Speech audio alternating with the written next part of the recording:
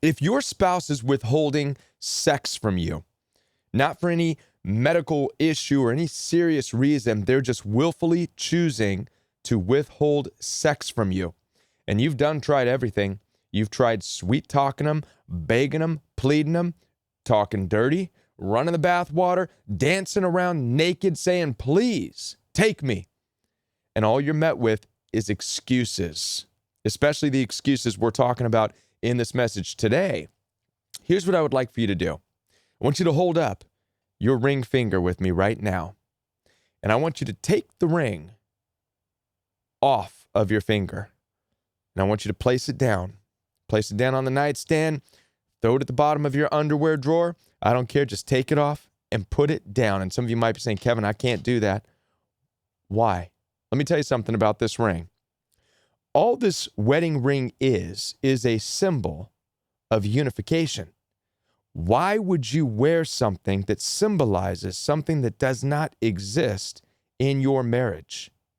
And if you have a narcissistic spouse that is withholding sex from you, make no mistake about it, there is no unification. Sexuality, intimacy is a huge part of what makes you unified. And now, honestly, if you ask me, withholding sex is a form of abandonment in a marriage, which is a form of infidelity. So for those of you who are hanging on to this ring on your finger for Christian reasons, all you're doing is wearing a symbol of something that you don't have. Now, what I'm going to tell you in this message is the lame, whack excuses that narcissistic spouses will use to withhold sex while making you feel bad about it, all so that you keep the symbol on your finger despite the symbol meaning nothing. Before we get into the whack excuses, I want to let you know that my name is Kevin. This is The Royal We. Before I do continue with this very important message, I want to let you know I'm here to support you. Down in the description box, you'll find access for one-on-one appointments with me. So head on down there, schedule some time with me, especially if this video resonates with you.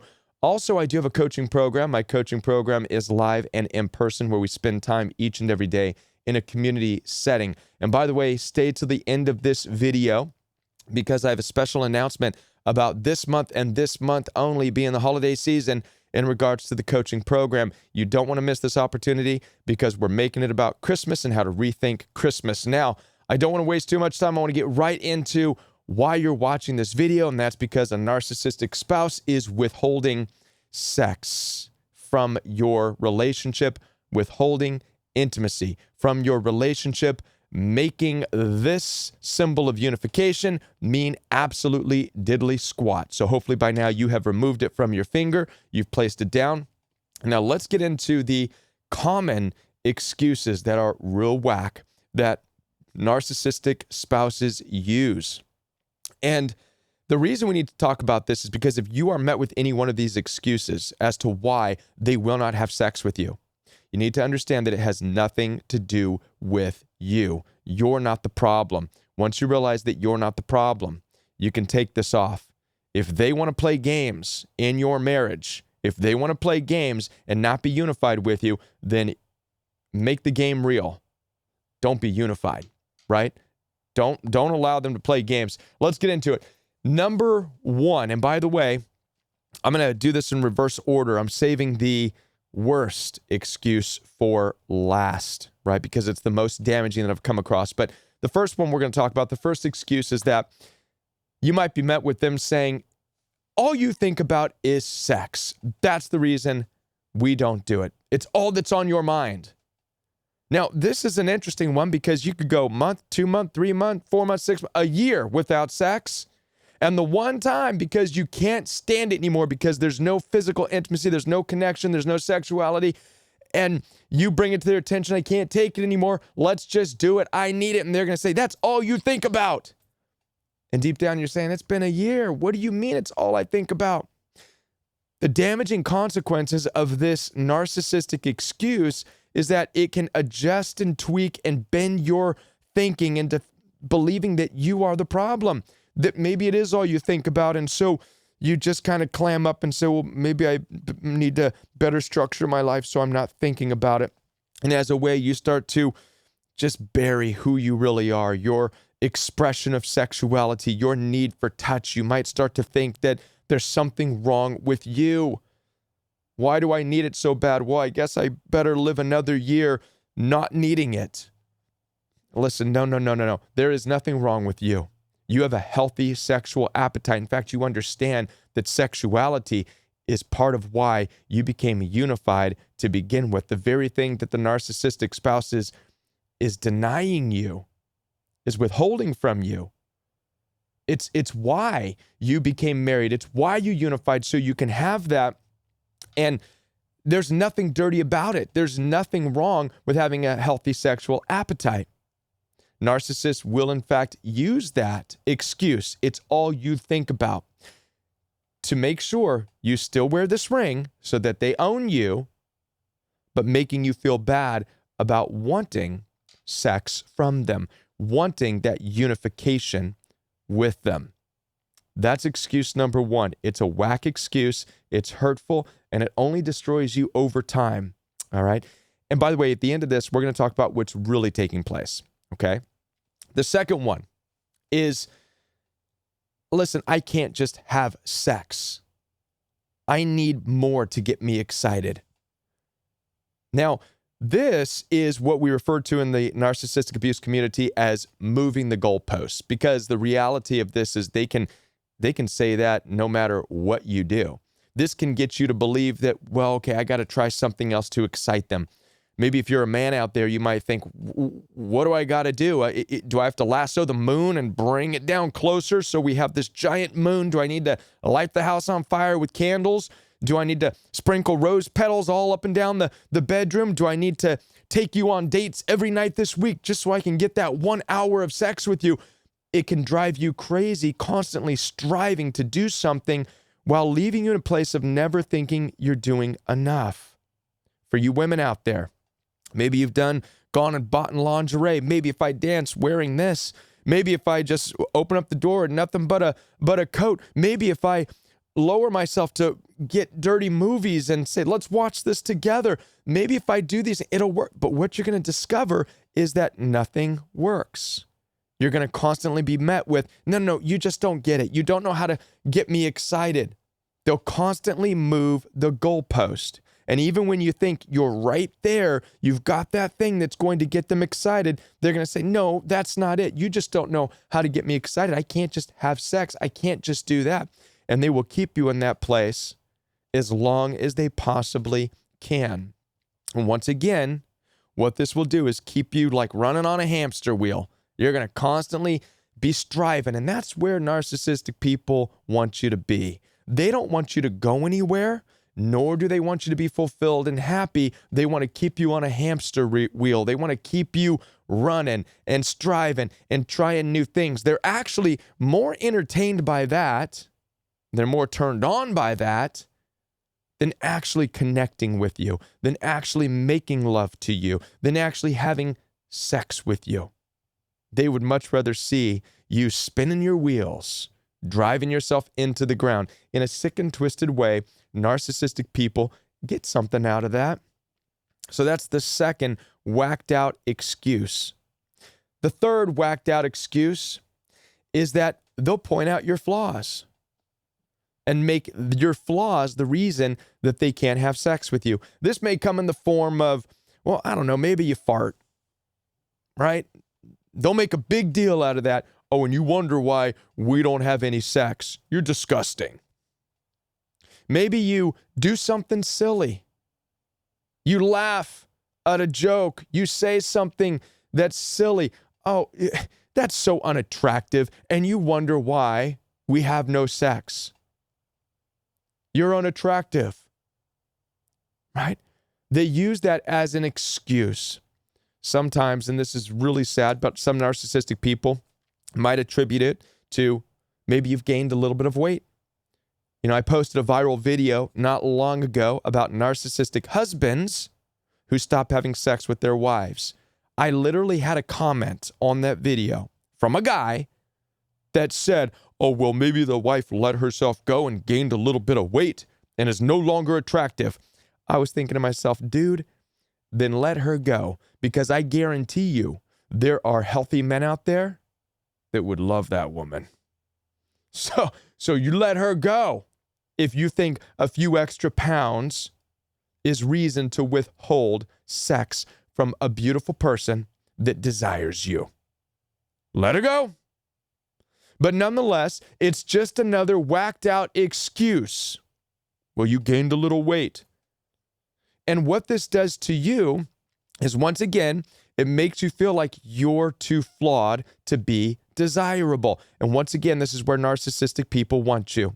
They want you to feel like the lack of affection, the lack of sexual intimacy is not because they're narcissistic and don't want you to have fulfillment and joy, which is the reality of it, but instead it's something that you're doing wrong, which keeps you wearing this symbol of unification, and it keeps you in a place of just devaluation, demeaning, and it just buries you, and you become miserable and hurt and broken, and it's slowly killing you over time.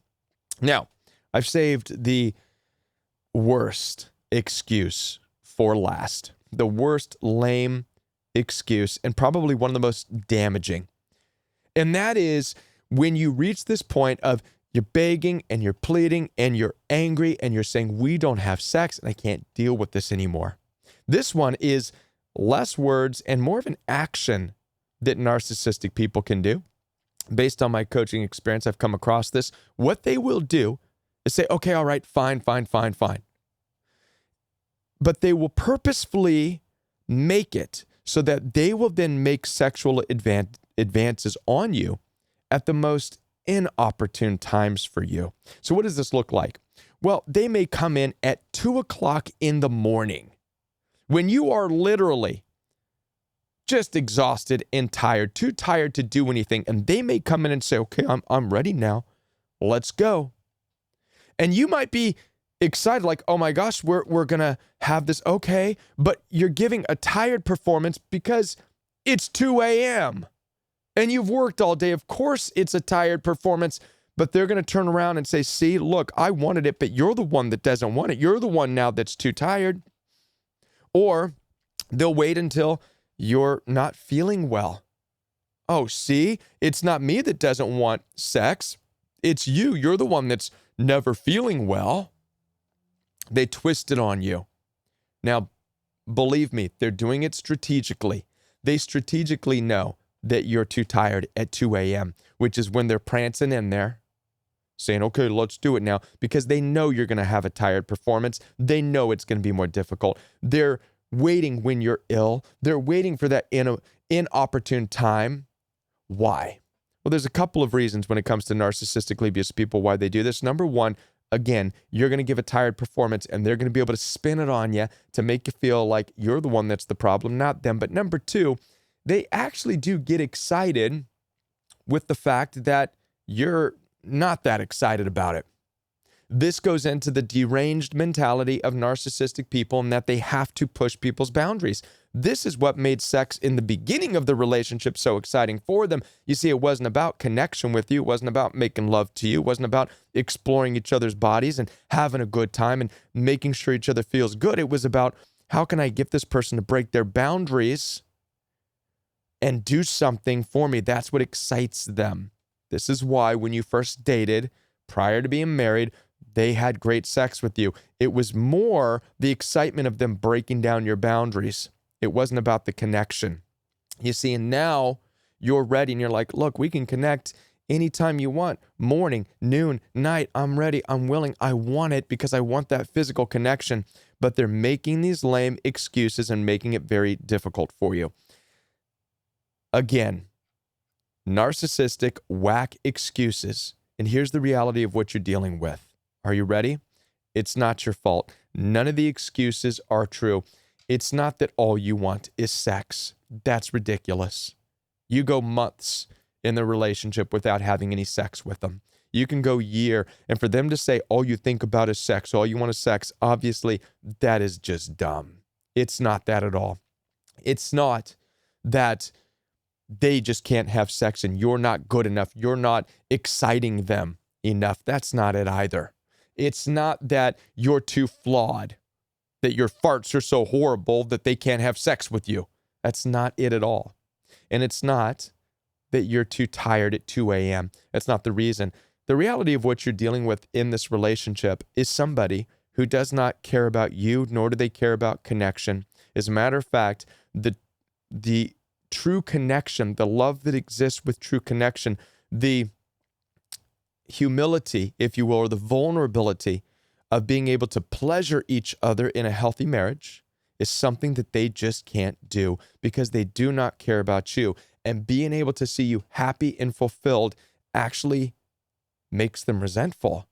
They resent the idea that you can be happy. They do not want you to feel good about yourself. It, in a way, makes them feel more miserable about themselves. And it's not your fault. It's not. And this is why you can look at it as an abandonment of the marriage. It's an abandonment of you. If a spouse has abandoned wanting you to be happy, wanting you to experience fulfillment, wanting you to experience joy, no matter if it's the sexual department or any part of your relationship, then they have abandoned you. Not only that, but it's infidelity. Listen, infidelity doesn't just mean they're skipping out on somebody, being with somebody else. Infidelity means they're skipping out on you, period. They've abandoned you. Many of you have been in marriages where sex has been withheld because of a narcissistic spouse, and you haven't realized it because of these excuses. You think it's your fault when the reality is they've abandoned you. It's infidelity, which is why you can take this ring off and you can place it down and don't put it back on. If narcissistic spouses want to play that game with you, then make the game a reality. You do not have to wear this ring that symbolizes something that doesn't exist in your marriage. As I said before, I am here to support you. Down in the description box, you'll find access for one-on-one appointments with me. So if you are in this situation right now, and during this video you've had to take your ring off and you've placed it down on top of your nightstand, you've thrown it in your underwear drawer, not sure what to do next, let me help you with this process of how to navigate the situation. Head on down there, schedule some time with me. Now, I do want to talk about the coaching program. As I said, I have a special announcement. This month and this month only, being that we are in the holiday season, I am doing a special of Rethink Christmas. Rethink Christmas. Listen, we are in the holiday season right now, and you're going to go into it with one of three thought processes, right? You're either going into the holiday season excited, or you are numb, or you are just waiting for it to be over. If you're excited about Christmas, it means that you have things that you're looking forward to, spending time with people you're looking forward to spend time with. You've made plans, right? If you're numb, it means you have no plans. You're just hoping to be invited to a party. You're hoping to get a gift. You're hoping to get a bonus from your boss. Who knows, right? If you are worried, well, it means you are just surrounded by toxicity. If you're anything but number one, spend time in the coaching program because we are going to rethink Christmas to get you so that this is the last Christmas you spend without being excited. Spend this month with me with the Royal We Coaching Program so that from here on out, after this year, you are nothing but excited about your holidays because we're going to put you back in charge and we're going to talk about how to do that, okay? There's a lot to that, so head on down there, get started. I look forward to seeing you in class. I will be here. And like I said, if you like this video, found it helpful, be sure to hit the like and the subscribe button. Until I'm back with another video, watch this one or watch that one, and I'll be back with more videos for you right here on the Royal We.